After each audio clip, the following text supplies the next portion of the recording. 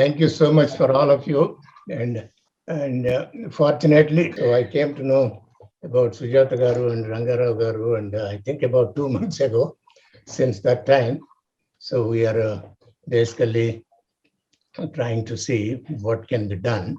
And you see, this is about 2006.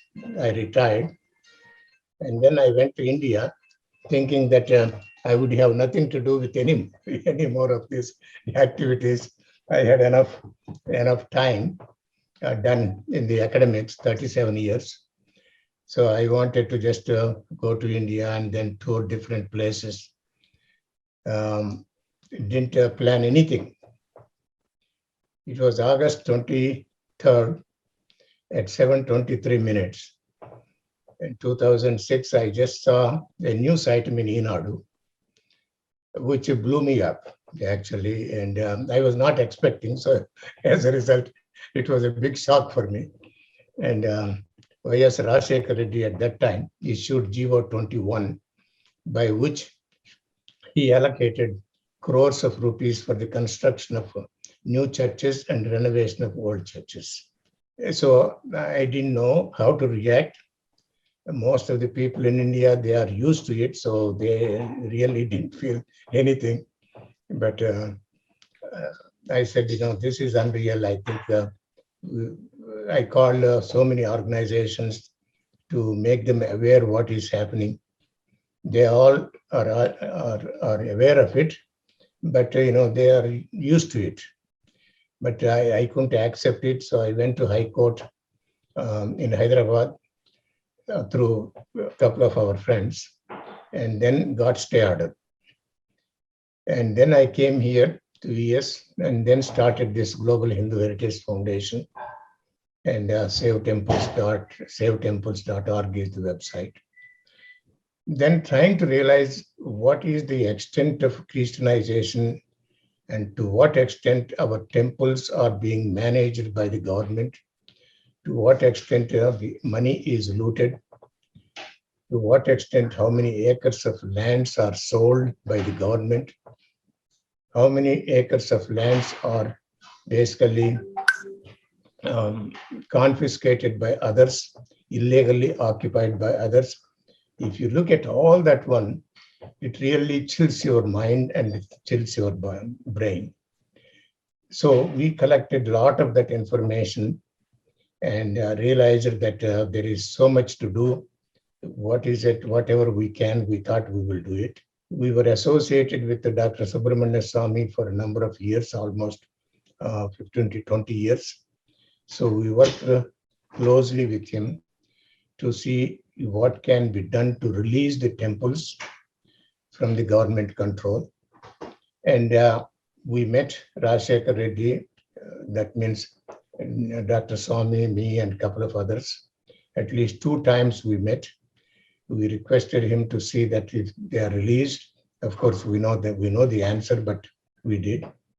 And 2007, April, Y.S. Rajshekar Reddy came to USA. And so we thought we have to conduct some kind of a protest.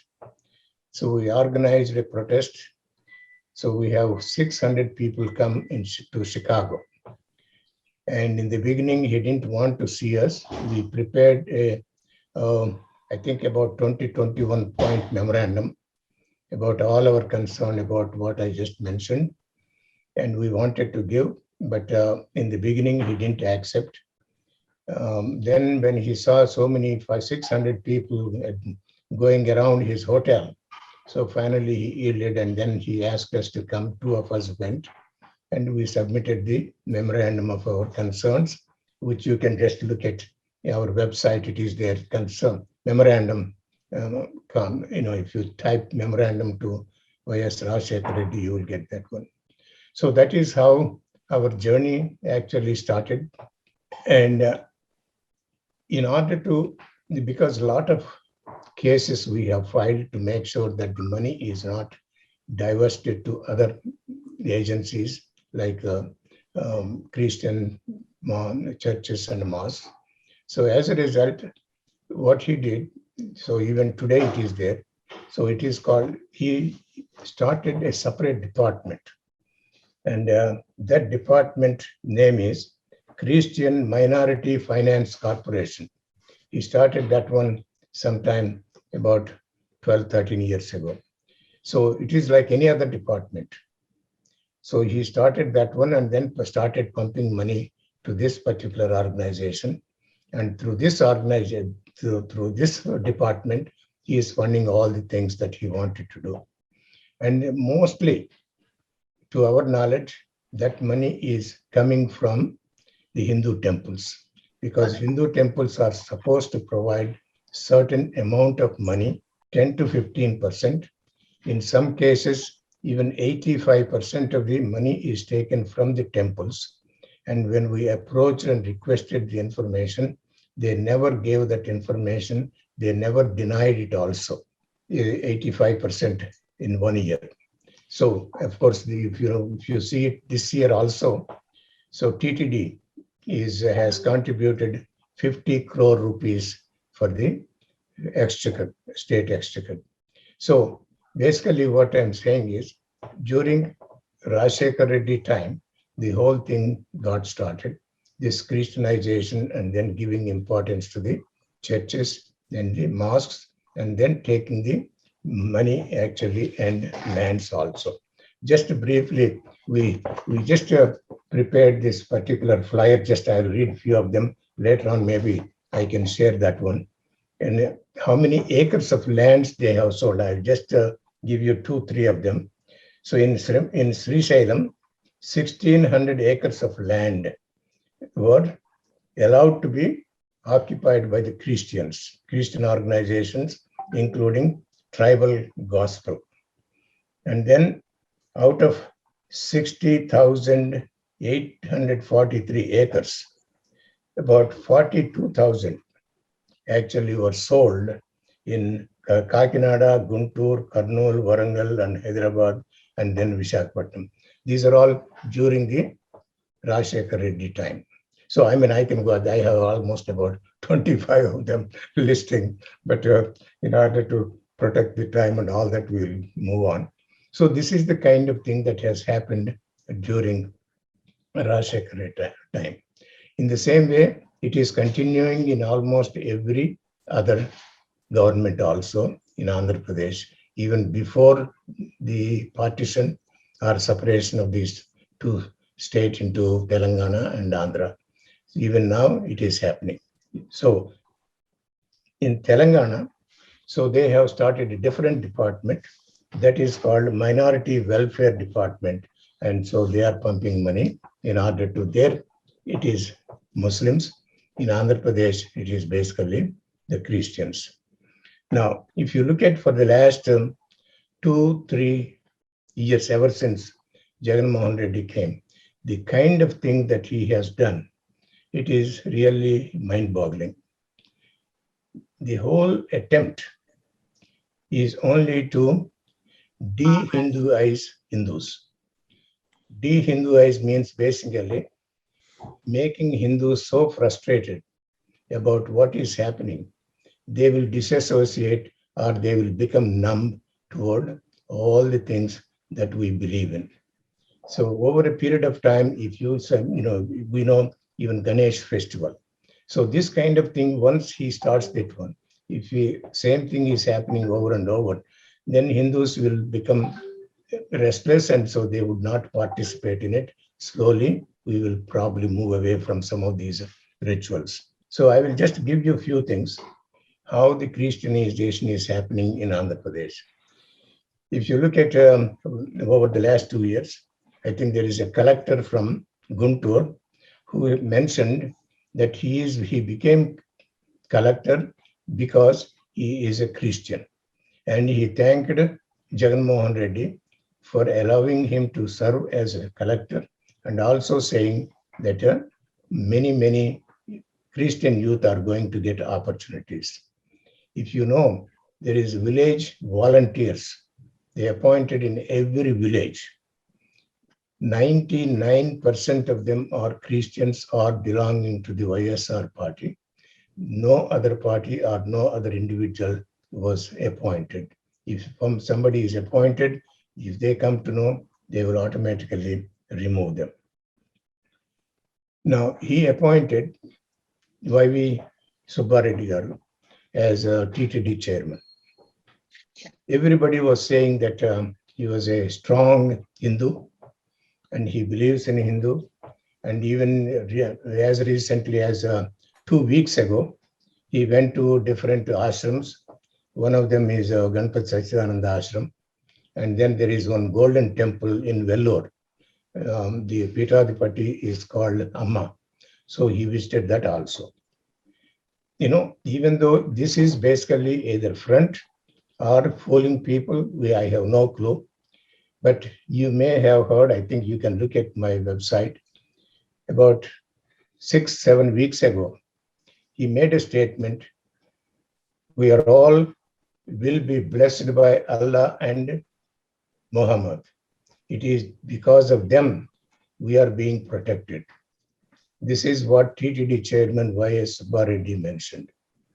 If he is a strong Hindu, what would make him say some of those things?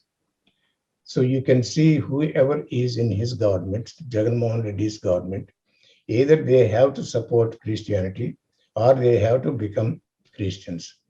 Otherwise, they have no chance of getting ministership or any other thing. In the same way, Kodal Nani, if you look at him, so he said, so what? I mean, if temple statues are broken, or if they break up, if somebody breaks it, why you all do worry? So we will provide another one. So whether it is 2,000-year-old temple, whether it is 4,000 years old, 400 years old, he doesn't have any clue, but he has become a Christian. You can see in my website with his cross and all that wearing. So that is what he is doing it. In the same way, if you remember, every non-Hindu, when they go to TTD, they have to sign a document saying that they belong to a particular religion, non-Hindu religion, and they do have respect for Balaji, and they will follow the guidelines of the temple, and they are supposed to sign that document. And this year, so they just removed that particular clause and they scrapped that whole thing. If you remember about maybe 5-6 years ago, Abdul Kalam, he visited TTD. He knew about this rule, but being a president, no TTD official was willing to ask him to sign a document. But he remembered it. He said, where is that document that I am supposed to sign? He volunteered. He said, I will sign this document. He signed it. But whereas Jagan Mohan Reddy, he made it sure that it is scrapped, so that way he can go in and go out. So just average person, it is becoming very difficult even to live in Andhra Pradesh. If you say one word against Jagan Mohan Reddy, you will be in prison in 24 hours. Nobody will dare to say even one word against him. I know there's one gentleman which I dealt with a number of almost 8 months. There is Vishnuvardhan Reddy from Telangana. He just made only one statement. Before what he was said, Aya Jagan Mohan Reddy, why you want to do all these things to Andhra and all that? That's all he said, and then he listed some of the things. In 24 hours, he was taken into custody and then brought to Chittoor and put him in prison in a non-bail condition. In a sense, it's very difficult to get out of it. It took 2.5 months for him to come out of it, spending probably ₹500 million for the lawyers and the court fees. So as a result, you don't see any kind of criticism openly by anybody at this particular time. The only person who is doing is Raghuram Krishna Raju, that MP. Every day he has a news conference at 1 o'clock, at 12 o'clock or 1 o'clock every day. And he talks about all the things, everything that Jagan Mohan Reddy is doing it, he openly criticizes. For that one, he paid dearly about month and a half ago. So on his birthday, 30 police people went, arrested him, put him in jail. They beat him up. If you go to Google, actually you will find how his legs were swollen, all those kinds of things. So that is the kind of a police department that we see today. Not only that one, even the police department openly asking people to believe in Jesus. In Vijayawada, especially that was just before Christmas, that was in December. So the police department people actually celebrated with their uniform, with their hats, everything on it, celebrated this Christian festival, and then asked, Jesus is supposed to be the compassionate person, this, that, so you will be better off if you believe in him. So they are openly, they are talking about Jesus Christ, even the police department. No complaint is accepted by any Hindu about any atrocities committed by the Christians. Nothing, not a single case you can file against it. Now they are building big church in Amravati. And it's probably about 15 to 20 crores. They have called for a tender. Government money is being used for that one. And nobody dared to even go and then complain it and then even go to court. If you remember, I think most of you are aware of it. So he wanted to give some salaries to the Muslims, imams, the pastors, and then priests. Priest money comes from Hindu Fund, Endowment Act, and TTD. Whereas for these two people, it will come from the temple money. So everything is coming from temple money. Only thing is nobody is allowed to reveal any source of income. So as a result, we have no clue how that money is. So I filed a case actually about 8 months ago. The lawyer said, no problem, we will do it. And he said, after 4 weeks, he said, it's ready, I'm ready to do it. And we will go ahead and proceed with filing this case in the High Court. Overnight, he calls back and said, I'm sorry, sir, I'm too busy, I don't think I can do it. So what it means is, either he is threatened or he is bribed. These are the only two things that you can see. Even the lawyers are afraid to take cases against the Jagan government. About the presence of Christians in TTD. It was December 29, 2019. So the Global Hindu Heritage Foundation organized a very big conference with Subramanya Swami and Paripurnananda Swami in Tirupati. In that one, we mentioned a few things. Before that, we met with the Executive Officer Shingalji on 23rd December. We have given a list of 12 issues concerning the TTD. One of them is about the Christians. We mentioned in that letter, according to our source, based on talking to different people in the TTD, we mentioned there are as many as 15 to 20% Christians in TTD. We want you to investigate. He never said one word saying, no, sir, I don't think we have this many people and we don't have any Christians. There was nothing like that one.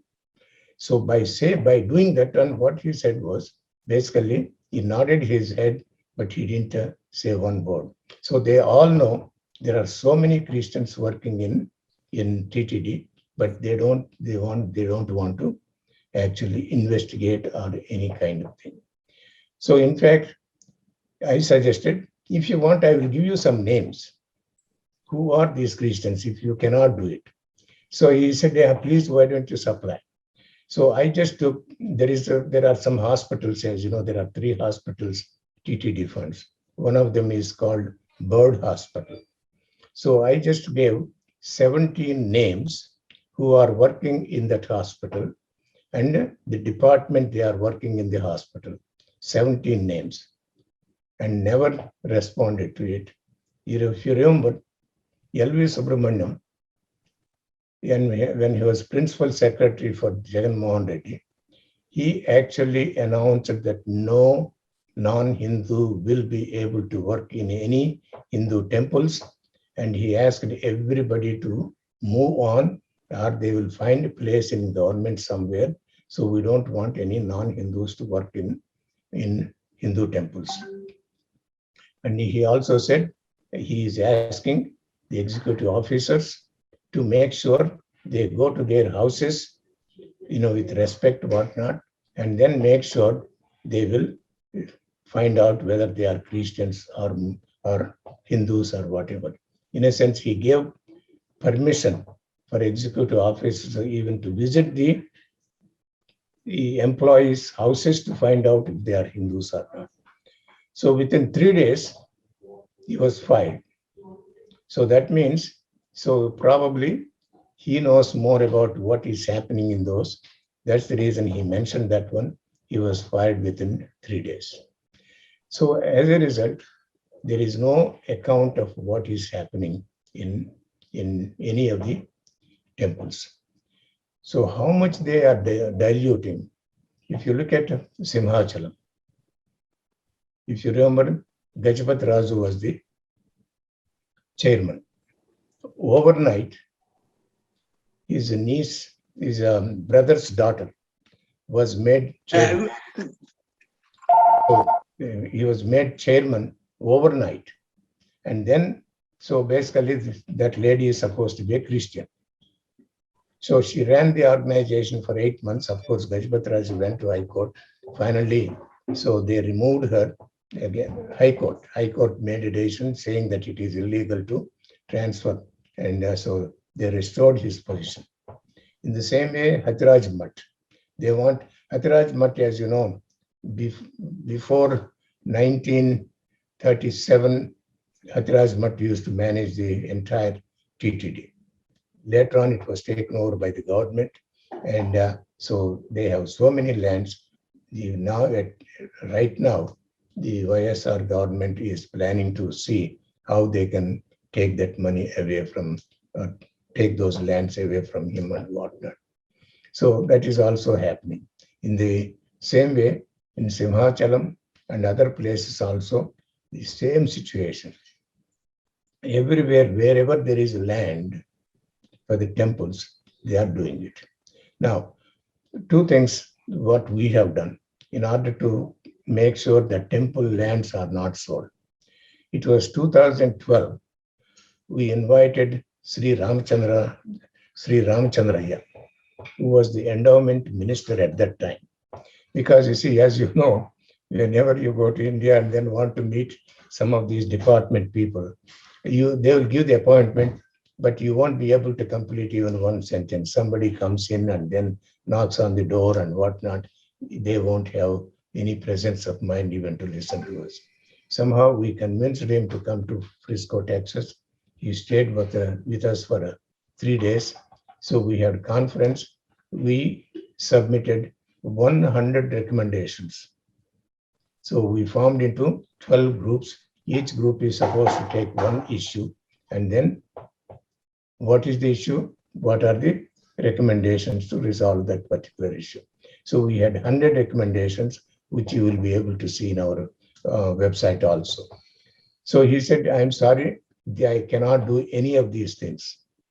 You gave 100 of them, but I can't. But because I came all the way, you invited me from India.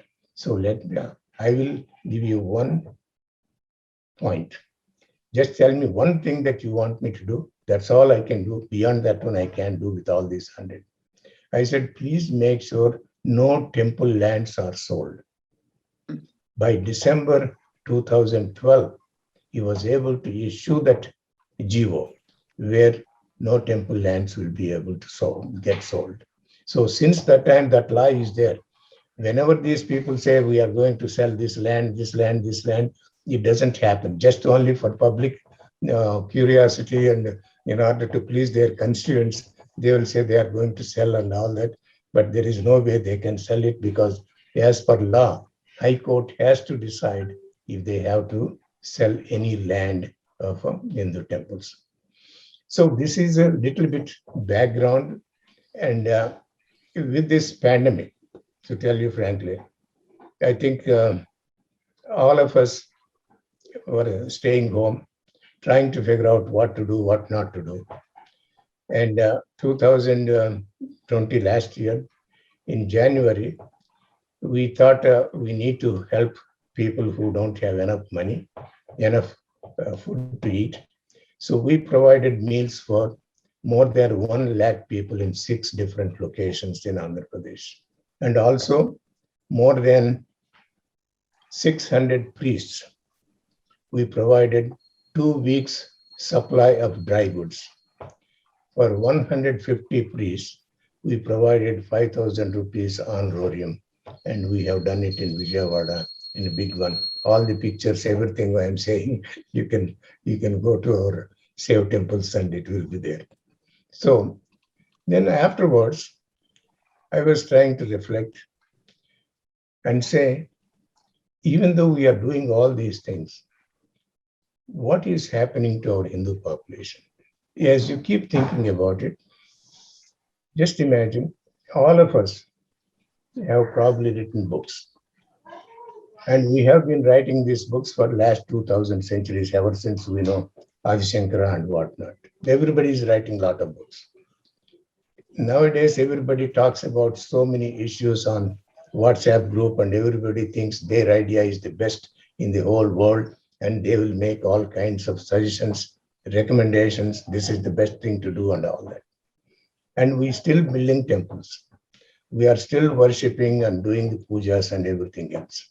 We listen to all the pravchanas of all the scholars and all these people, Swamijis and Chaganti and all those people.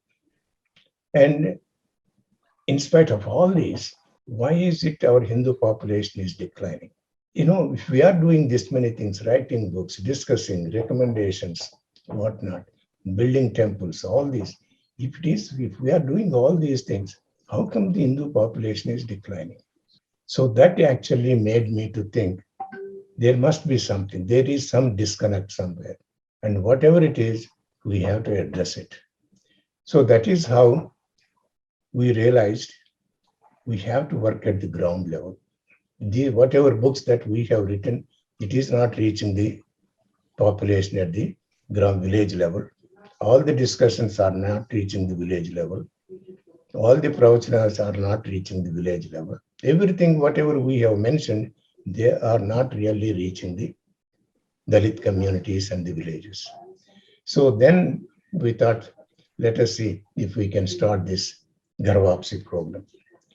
That is how we started in July last year with 4 people, 4 pracharaks, because we already have actually, I have to mention, we have an office in Tirupati, we have office in Telangana, that is Hyderabad, and we also have office in Visakhapatnam. We have 3 offices, and all these pracharaks will meet once in a while and then they plan it, because whenever we invite some people, at least there is a place to sit and talk and so share the information.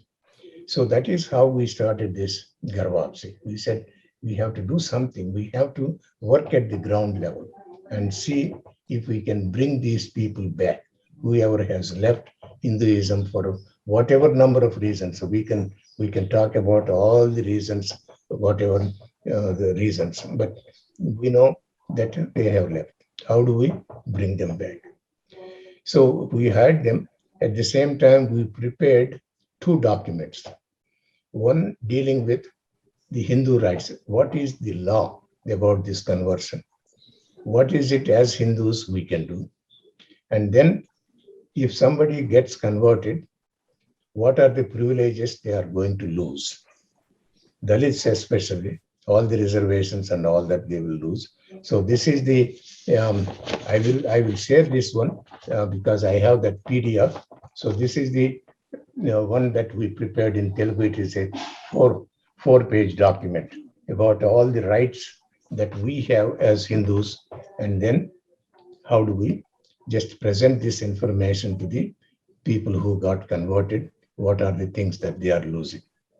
And then we prepared this particular book comparing Bhagavad-Gita and Bible. So this one, this is about 52-page book. In this book, comparing Bhagavad-Gita and Bible, we took about 45 verses from the Bible and comparable verses in Bhagavad-Gita. So that has really created a lot of emotions and a lot of sensation in the Christian community and the Hindu community, because we have selected those in such a way that it will provoke some anger among Hindus and sensitize Hindus, and then probably make some of the Christians think through what Bible is saying. To my knowledge, I don't know how many pastors really read the entire Bible. It's a very huge book. So in this book, especially the small book that I'm talking about, so you can see we have selected about 25, 26 topics, and then selected some verses from Bible. For example, there is a verse, there are certain things which says you can live with your mother, you can live with your sister, you can live with your sister-in-law, you can live with your brother. I mean, all kinds of things. It's mind-boggling, the kind of statements that you see in the Bible. So as a result, people are questioning whether we are really representing the Bible or not. Because one of the Christian ladies, when we went and talked to that lady, I don't know whether you really know what is happening in the Bible. I am sure you got converted because of something, but this is what Bible says. But Hindu Sanskriti is totally different. And then that lady said, no, you are lying. You printed your own book. It has nothing to do with the Bible. This kind of statement will never be in the Bible. Then our pracharak actually told her, so why don't you bring the Bible that you have in the house? And you read this particular verse in this chapter. She did actually. She went in, brought the Bible, and she started reading that particular verse. The minute she started reading, you can see on her face, fortunately, this guy videotaped her reaction. So even before she completed the verse, so she just closed the book. She didn't want to even read the rest of it. So that is the kind of thing that we are trying to make sure people will come to know. And at the same time, our pracharaks are supposed to spend about a couple of hours in the Hindu community in the village and then go to the Christian community. So these two documents, we want to make sure every Hindu knows about it. So that way, when a pastor comes to the village, they can ask these questions. That way, it will be easy for them to challenge these pastors. And it happened on three occasions. When they asked the pastors did not want to answer those questions. They just left. They got up and left. So that is the kind of verses you will find in the Bible. So far, we had about 20 pracharaks in 9 different locations. So we have 4 people in Anantapur, and then we have 2 in Chittor, we have 3 in Tirupati, we have 3 in Vijayawada, Guntur area, and then Visakhapatnam, Kakinada, and then there is agency in Pendurti. There is agency in Visakhapatnam. So you really have to go almost about 2 hours in order to reach the agency area. So we have these pracharaks in all these places. And sometimes you really come up with so many surprising things. There is a village in agency. agency means it's a very primitive area kind of thing. You don't have too many facilities. So these pastors actually go and try to just lure them into getting converted. So we just came to know in one village, they are trying to convert the whole village by providing water facility because they don't have the water and they have to go almost 1.5 kilometers to get the water. So they said they are ready to actually come up with a plan to provide the water. And when we came to know, we went to that village and we promised them within 24 hours, we were able to bring the water line from little hill up kind of thing. And then so provided the water and all of them committed to remain as Hindus. So this is how they convert people. Because you see, basic things, well, it's okay. If they are going to provide will, it's okay for them to convert and all that. So like these things, at least we have about 4 or 5 examples like that one, where we just made sure that we provide them. And the same way, we are also providing some monetary help for building some temples, renovating some of the temples, not that just for any purpose, because the people who are there, they are requesting if we can have something like this one. So we have been helping also. With this 20 pracharaks that we have, they go every day for 5 days, about 6 hours. So I will tell you, first, a lot of people ask, is there a danger? Do you face any danger on the ground level when you are challenging the Christians? Especially pastors, they have more leeway, and Jagannamohan Reddy will not even do anything, even if they abuse us. So it happened actually about a year ago. Somebody has written a letter to SaveTemples saying, if you don't close this website, we are going to kill you.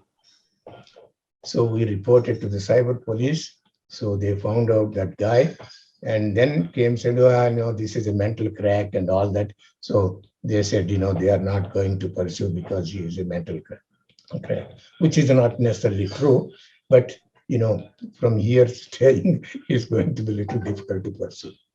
In the same way, just yesterday, I have 9-minute recording. I can share it actually.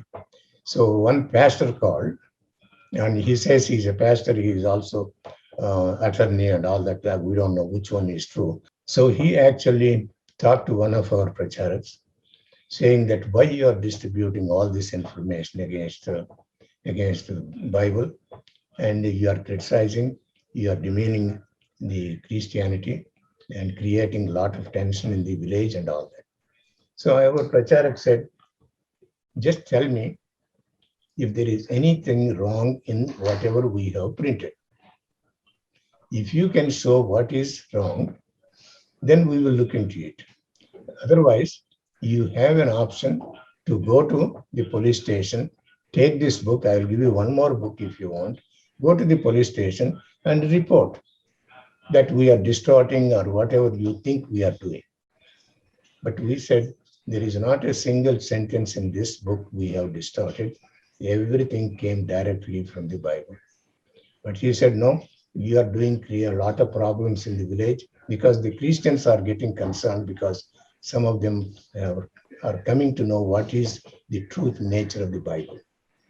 And he mentioned in that 9-minute conversation, if you come back to our village one more time, we are going to break your legs and all that also he mentioned. So now, last night I was talking to four different lawyers and all of them, they are helping us. You see, there is a cyber police department. We reported already. And then there is other one. There are 2-3 things. We have 4 lawyers who are helping us. And so this is the consequence of whatever we are doing, but we have to face it.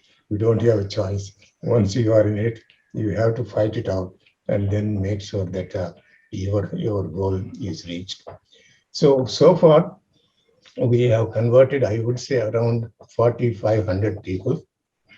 It is not that easy, especially in Guntur, Vijayawada, and Godavari, because Christianity started way back, almost about 4 or 5 decades ago, even longer.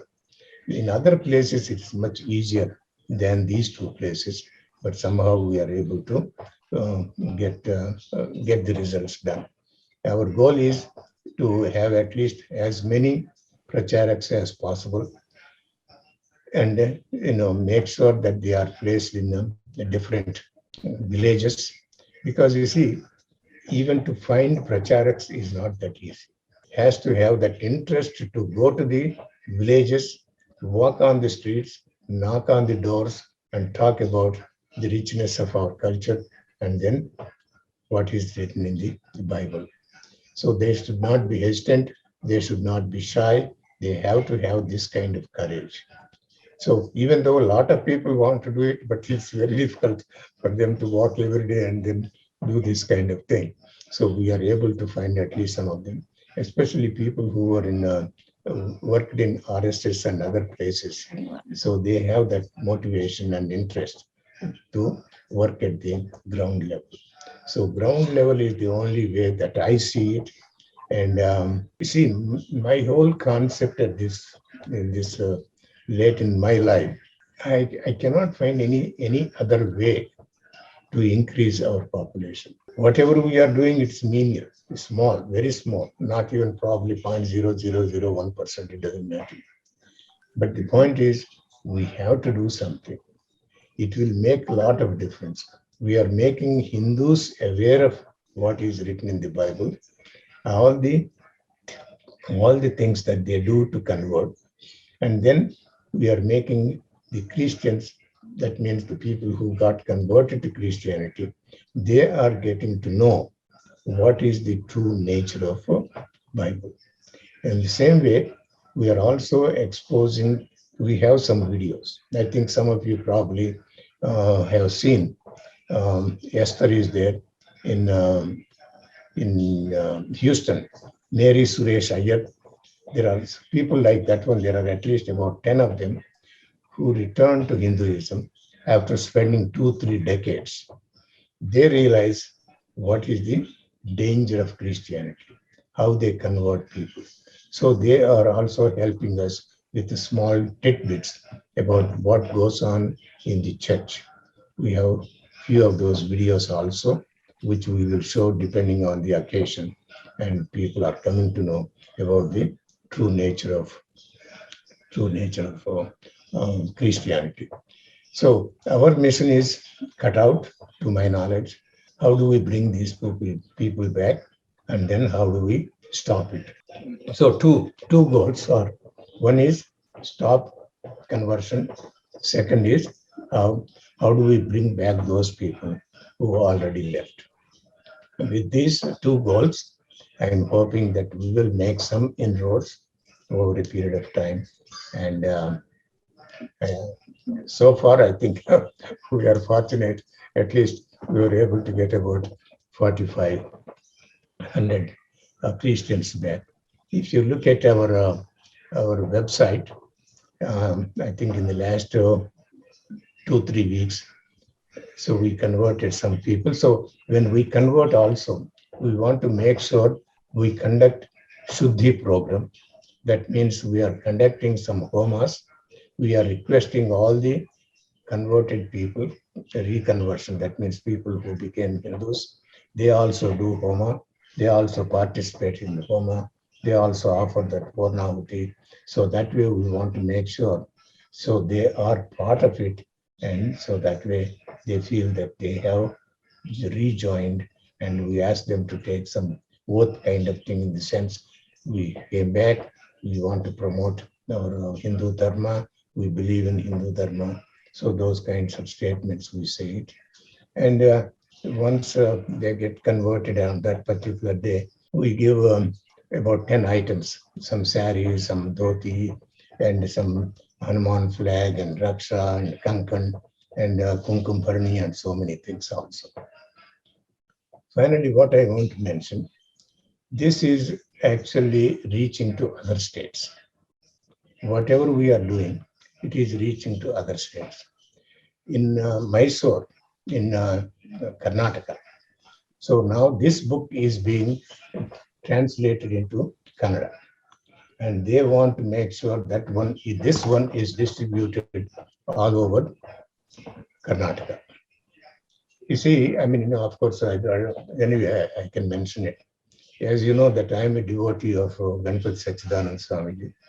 When I started, I did not even tell him, because usually whatever he says, we follow, we don't. So I did not tell him when I started in 2006, because if he says, don't do it, there is no way I will be able to do it. So I didn't tell him actually. And so now, about 3-4 weeks ago, his successor, Swamiji has already appointed the successor. So he looked at this book, immediately asked somebody to go ahead and translate into Kannada.